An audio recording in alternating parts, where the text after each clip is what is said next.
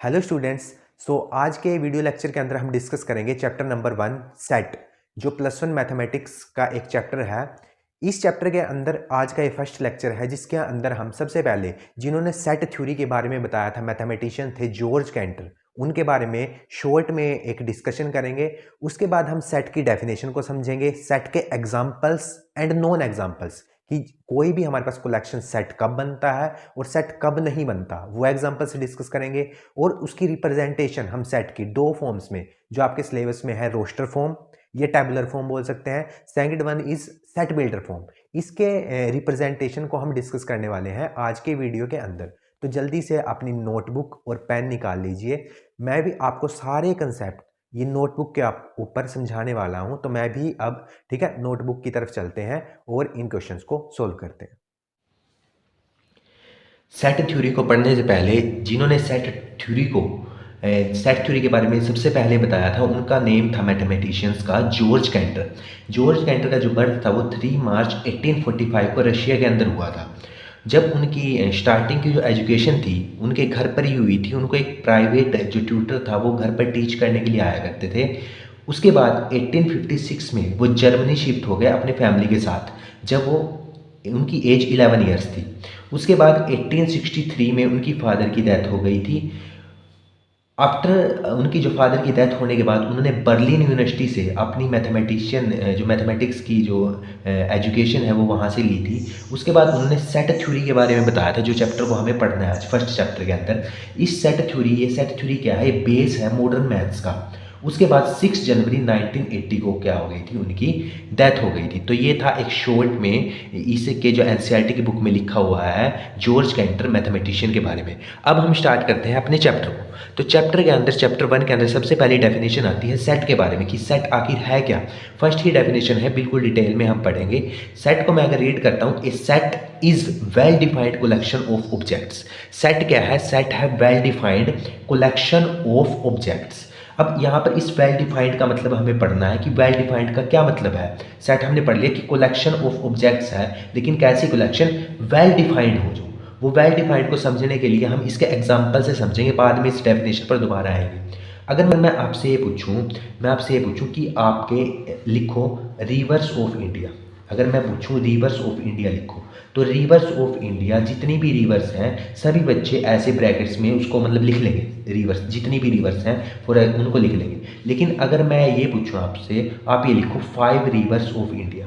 अब 5 reverse of India जब आप लिखोगे तो आप कोई अनदर 5 के नेम लिखोगे, आपका दोस्त कोई अनदर 5 रिवर के नेम लिखेगा, कोई थर्ड पर्सन अनदर 5 रिवर के नेम लिखेगा। तो इन 5 रिवर को जब आपने सेलेक्ट किया तो आपने क्या कोई क्राइटेरिया देखा? उसको आपके फ्रेंड को कोई 5 रिवर के जिनका नेम याद था उसने वो लिख दी, आपने कोई अनदर 5 लिख ली, तीसरे ने कोई अनदर 5 लिख ली। लेकिन किस बेस पर आपने वो 5 रिवर लिखी? वो तो वेल डिफाइंड है नहीं ना। तो इसके कारण से 5 रिवर ऑफ इंडिया क्या ये सेट है? ये सेट नहीं है। लेकिन रिवर्स ऑफ इंडिया एक सेट है, क्योंकि वो आंसर मैं भी वही लिखूंगा, आपका दोस्त भी वही लिखेगा, और अनदर थर्ड पर्सन भी वही रिवर्स लिखेगा इंडिया के। तो ये सेट है, तो ये हमें पहचान करना है। अगर मैं आपसे ये पूछूं कि मेरे पास आप मेरे को ना 11 बेस्ट, अगर मैं आपसे पूछूं 11 बेस्ट बैट्समैन बताओ, आप 11 बेस्ट बैट्समैन वर्ल्ड के, कि जो क्रिकेट के बैट्समैन हैं वो 11 बेस्ट बताओ वर्ल्ड के।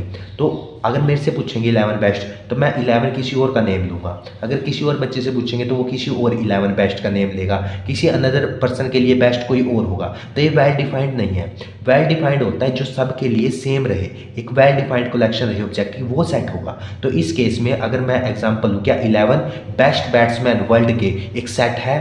वो सेट नहीं है। सेट क्यों नहीं है? क्योंकि 11 बेस्ट तो किसी के लिए कोई बेस्ट है, किसी के लिए कोई अनदर बेस्ट है। लेकिन अब अच्छे से समझ में आएगा ये तो हमने। अगर मैं आपसे पूछूं वोवल्स बताओ मेरे को, आप मेरे को वोवल्स बताओ, इंग्लिश के अंदर जो वोवल्स हैं वो आप बताओ। तो मैं बोलूँगा वोवल्स क्या होते हैं? ए, ई, आई, यू, ये 5 वोवल्स होते हैं। किसी अनदर पर्सन से पूछूंगा वो भी ये 5 बताएगा, किसी से पूछ लूँ वोवल्स का आंसर क्या रहेगा, ए ई आई ओ यू। तो ये एक वेल डिफाइंड है, अच्छे से डिफाइंड है, कलेक्शन है ऑब्जेक्ट्स की। तो ये क्या है, एक सेट है। ये सेट नहीं था, तो सेट वो होगा जो वेल डिफाइंड कलेक्शन होगी ऑब्जेक्ट्स की। अब अनदर एग्जांपल्स लेते हैं, रिवर्स ऑफ इंडिया। हर एक जितनी भी रिवर्स हैं इंडिया के अंदर, देखो जितनी भी रिवर्स हैं इंडिया के अंदर सबके लिए वो सेम रहेंगी। तो ये क्या है, ये सेट का एक एग्जांपल्स है।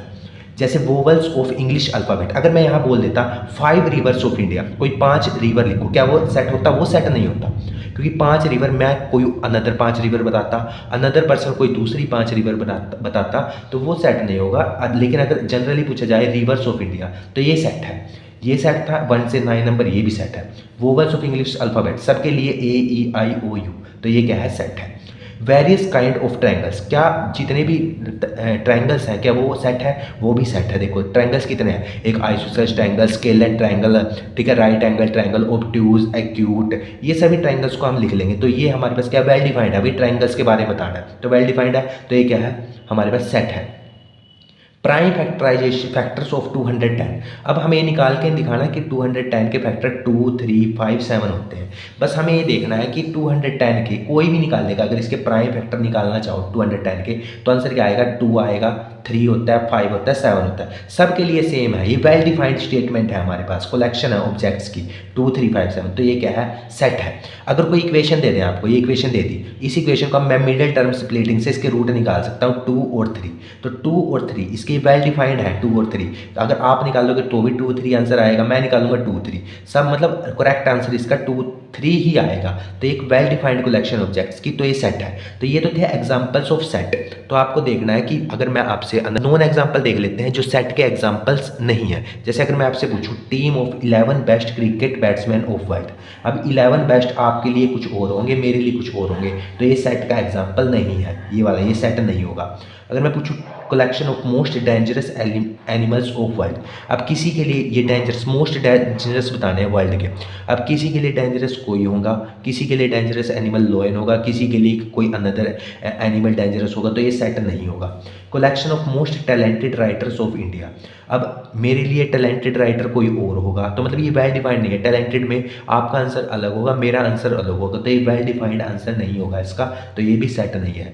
सेट बेसिकली वो है जो एक ऑब्जेक्ट्स की कलेक्शन है और अच्छी तरीके से डिफाइंड हो, तो उसको हम सेट बोलेंगे। अगर मैं आपसे बोल लूँ कि मेरे को आप नेचुरल नंबर बताओ 5 से लेस, तो आप बताओगे 1, 2, 3, 4, तो ये वेल डिफाइंड है, सबका आंसर 1, 2, 3, 4 आएगा, तो ये सेट है। अगर मैं आपसे ये पूछ लूँ कि मेरे को फॉर एग्ज़ाम्पल कोई भी आप एग्जांपल ले लो, फॉर एग्जांपल मैं आपसे पूछूं कि आप 10 एक्टर्स बताओ इंडिया के, तो बेस्ट एक्टर्स, तो बेस्ट के लिए तो सबका आंसर अलग अलग हुआ, तो वो वेल डिफाइंड तो हुआ नहीं। अगर मैं ऐसे पूछ लूँ एक्टर्स ऑफ इंडिया, तो वो सेट है, ठीक है, एक्टर्स सबको लिख देंगे हम, वो सेट है। अगर बेस्ट पूछें तो वो सेट नहीं है। तो ऐसे ही अब आप मेरे को बताओगे एक एग्जाम्पल सेट का, कोई अनदर डिफरेंट एग्जाम्पल, और एक नॉन एग्जाम्पल सेट का जो सेट हो और सेट ना हो। तो आई होप आपको समझ आया होगा सेट है क्या। अब जो सेट हमने देख लिया कि सेट क्या है, वेल डिफाइंड कलेक्शन है ऑब्जेक्ट्स की। अब जो सेट है, सेट को हम डिनोट कैसे करते हैं, सेट को हम कैपिटल लेटर्स के अंदर लिखते हैं। कैपिटल लेटर्स हमारे पास 26 लेटर्स होते हैं ए से लेकर जेड तक, उसमें ही हम उस सेट को लिखते हैं। कैपिटल ए से डिनोट कर सकते हैं, capital B, capital C, capital D, up to Z तक, इससे हम डिनोट करते हैं सेट को। और जो सेट है वो सेट कैसे लिखा जाता है हमारे पास, सेट ऐसे लिखो, सेट हमारे पास ऐसे ब्रैकेट्स में हम लिखेंगे सेट को, और सेट को फॉर एग्जांपल मैंने एक सेट लिया ए, ये सेट है, सेट इसके अंदर जो अंदर इसके लेटर से ए बी सी, ये इनको हम बोलते हैं एलिमेंट्स। जो सेट के अंदर लिखे जाते हैं इनको बोला जाता है एलिमेंट्स। और जो डिनोट किससे करते हैं सेट को, कैपिटल लेटर से, कैपिटल लेटर से डिनोट करते हैं सेट को, और जिसके अंदर के हमारे पास लेटर एलिमेंट्स होते हैं वो स्मॉल लेटर से डिनोट होते हैं। या फिर कोई काउंटिंग भी हो सकती है, जैसे 1, 2, 3, 4 नंबर्स भी हो सकते हैं, न्यूमेरिक की फॉर्म में भी हो सकता है। उसके बाद कुछ ये जनरल इन्फॉर्मेशन है जिसके बारे में आपको पता ही है। एन, जो कैपिटल एन होता है वो सेट ऑफ नेचुरल नंबर्स होता है, जो 1, 2, 3, 4 and up to so on infinite तक जाता है, उसको हम सेट ऑफ नेचुरल नंबर्स बोलते हैं। जेड होता है set of integers. Set of integers हमको सबको पता है, 0 से नेगेटिव वाले नंबर, पॉजिटिव वाले नंबर और 0, ये हमारे पास क्या है, सेट ऑफ इंटीजर्स है। क्यू क्या है, सेट ऑफ रेशनल नंबर्स हैं पी बाई क्या की फॉर्म के होते हैं, जैसे 1/2, 1/1, 2/1, 3/4, ये सब हमारे पास set of rational numbers. R set होता है set of real numbers. Set of real numbers हमारे पास सारे नंबर्स आ जाते हैं, positive, negative number, zero number, P by क्या होगी फॉर्म के नंबर, रेशनल, इरेशनल, सारे नंबर्स का जो हमारे पास पूरी लाइन होती है -इन्फिनिटी से लेकर इन्फिनिटी तक, वो सारे रियल नंबर्स होंगे। जेड पॉजिटिव, जिसके ऊपर प्लस आ गया, वो होता है पॉजिटिव नंबर्स का set, set of positive integers. Z है, क्यू के ऊपर प्लस आया तो set of positive rational number, R के ऊपर प्लस आया तो set of positive real numbers. ठीक है, तो ये हमने डिस्कस किए कुछ नोटेशंस जो इस चैप्टर के अंदर आगे क्या होंगी, यूज़ होंगी। अब हम डिस्कस करेंगे हमारे पास जो सेट है, सेट को रिप्रेजेंट करने की दो फॉर्म्स हैं, वो दो फॉर्म कौन कौन सी हैं वो हम देखते हैं। So two method for representing a set. Set को रिप्रेजेंट करने के दो मेथड हैं। फर्स्ट को बोलते हैं हम रोस्टर फॉर्म, इसका दूसरा नेम है tabular form, and second one is set builder form. तो इन दो फॉर्म से हम किसी भी सेट को रिप्रेजेंट करते हैं। तो आपको मेन बातें इन दोनों को, आपके पास एग्जांपल्स आएंगे, क्वेश्चंस आएंगे एक्सरसाइज के अंदर कि रोस्टर फॉर्म में लिखो इस सेट को, इसको सेट बिल्डर फॉर्म में लिखो। तो रोस्टर फॉर्म कौन सी फॉर्म होती है? रोस्टर फॉर्म के लिए आपको दो बातें याद रखनी है। रोस्टर फॉर्म में कौन कौन सी बातें याद रखनी है? पहला कि जो रोस्टर फॉर्म है उसके अंदर जो एलिमेंट मतलब हमें कोई भी सेट हो उसको कैपिटल लेटर से लिखते हैं, जैसे हमने ए लिख लिया, ऐसे ब्रैकेट्स लगा दी। तो रोस्टर फॉर्म हमेशा ऐसे इन ब्रेसेस के फॉर्म में लिखी जाती है, ऐसे ब्रेसेस, और बीच में इसके अंदर क्या लिखे जाते हैं? एलिमेंट्स लिखे जाते हैं। तो in roster form the element are being separated by commas and enclosed within braces. तो मैंने लिख लिया जैसे थे, इसके एलिमेंट्स लिख लिए 1 2 3। तो ये हमारे पास एक रोस्टर फॉर्म है। रोस्टर फॉर्म पहचानने के दो मेथड हैं, एक तो ऐसे ब्रैकेट्स लगी हो, सेकंड इसके एलिमेंट्स के बीच में क्या लगा हो? कॉमास लगा हो। उसके बाद in roster form the order in which element are listed is immaterial. Immaterial का मतलब होता है नॉट इम्पोर्टेंट, मतलब जो ये ऑर्डर है, जैसे मैंने लिखा 1 2 3 ऐसे लिख लिया, हमने ऑर्डर के अंदर लिख लिया कि 1 2 3 4, लेकिन हम इसको ऐसा भी लिख सकते हैं, capital A is equal to 2 पहले लिख लिया, 1 बाद में लिख लिया, फिर 3 लिख लिया। मतलब ये ऑर्डर सीक्वेंस का इसमें कोई भी रूल नहीं होता, एलिमेंट्स को हम आगे पीछे करके लिख सकते हैं। In roster form element of a set is not repeated. कोई भी एलिमेंट सेट के अंदर जो लिखा जाएगा रोस्टर फॉर्म के अंदर वो रिपीट नहीं होगा। रिपीट का मतलब मैं ऐसे नहीं लिख सकता ए इज इक्वल टू 1 1 2 3, ऐसे नहीं लिख सकता, ये 1 2 बार नहीं आएगा, हर एक एलिमेंट एक ही बार लिखा जाएगा रोस्टर फॉर्म के अंदर, कोई भी एलिमेंट डबल रिपीट नहीं होगा। ठीक है, तो रोस्टर फॉर्म की तीन बातें याद रखनी है। फर्स्ट की एलिमेंट्स कॉमास लगेगा, एलिमेंट्स के बीच में ब्रैकेट्स के अंदर लिखा जाएगा। सेकंड, सीक्वेंस ऑर्डर कैसा भी हो सकता है आगे पीछे। थर्ड, कोई भी एलिमेंट रिपीट नहीं होगा। तो वो हमारे पास कौन सी फॉर्म होगी? रोस्टर फॉर्म होगी। उसके बाद हम कुछ एग्जाम्पल देखते हैं। Write the following examples in roster form. अब हमें इसको रोस्टर फॉर्म में लिखना है। तो रोस्टर फॉर्म किसको लिखना है? The set of vowels in English alphabet. हमें पता है कितने वोवल्स होते हैं? 5 होते हैं, एक ए ई आई ओ यू। अब इसको रोस्टर फॉर्म में कैसे लिखेंगे? बिल्कुल ईजी है लिखना। जैसे मैं फर्स्ट को लिखता हूँ रोस्टर फॉर्म में, कैसे लिखता हूँ? ऐसे सबसे पहले ब्रैकेट्स लगा लो, ऐसे लगा लिया। उसके बाद ए को लिखो, कोमा लगा दो, ई को लिखो, आई को लिखो, ओ को लिखो, यू को लिख लो। तो ये क्या हो गई?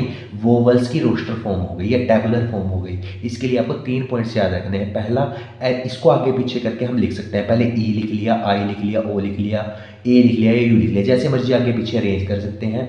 ब्रेसेस की फॉर्म में लिखा जाएगा, बीच में क्या लगेगा? कोमास लगेंगे।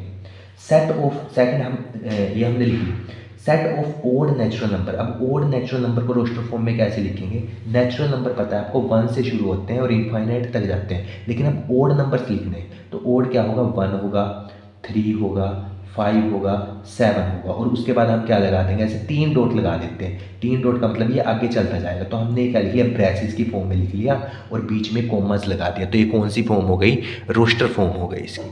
उसके बाद हम लिखेंगे set of natural numbers divides 42।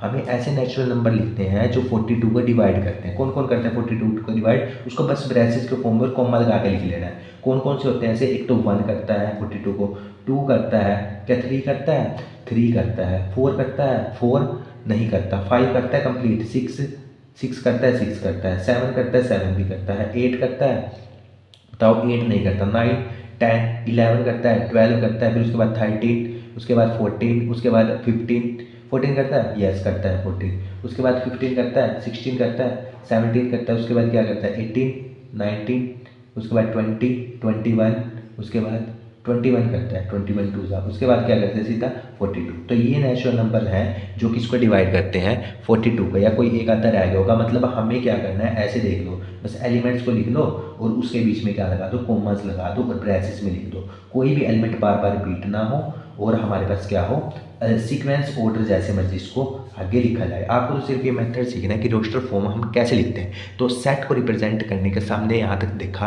कि सेट को हम कैपिटल अल्फ़ाबेट में लिखते हैं, उसके अंदर जो लिखे जाते हैं ब्रैकेट्स के अंदर, उसको हम एलिमेंट बोलते हैं। अगर उस एलिमेंट्स के अंदर कॉमास लगा के लिखते हैं उनको, तो उसको बोलते हैं हम roster form.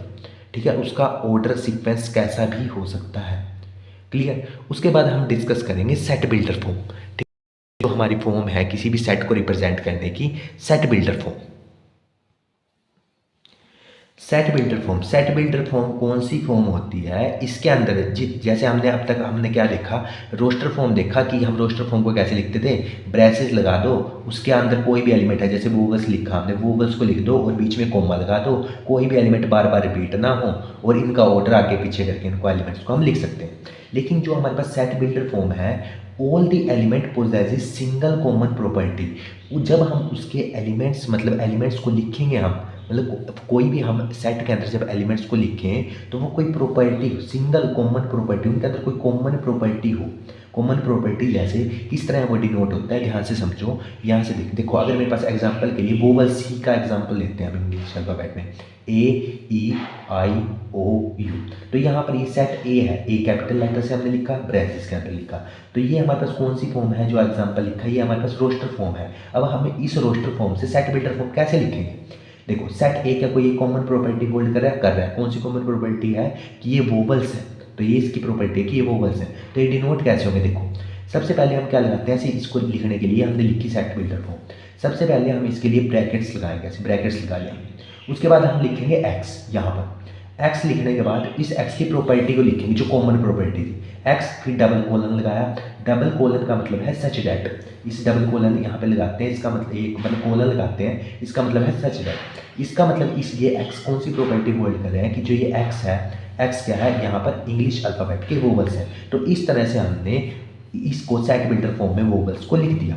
For example another example लिखते हैं। अगर मेरे पास क्या है, फॉर एग्जाम्पल ये हमारे पास देखो x, नेक्स्ट एग्जांपल है x is natural number and 3 is less than x is less than 10। मतलब मेरे पास कोई ऐसे नंबर होंगे, देखो a सेट ऐसा होगा मेरे पास, कैसा होगा,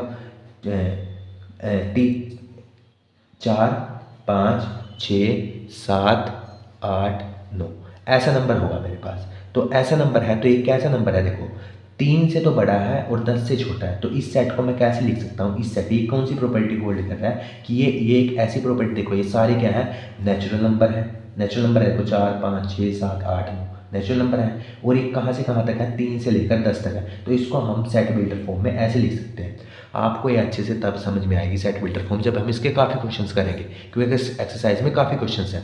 अब ये रोस्टर फॉर्म है, देखो right set A 1, 4, 9, 16, 25 and so on in set builder form. In elements को हमें सेट बिल्डर फॉर्म में लिखना है। तो सबसे पहले क्या लिखेंगे, ए लिखेंगे, ऐसे लिख लिया ए।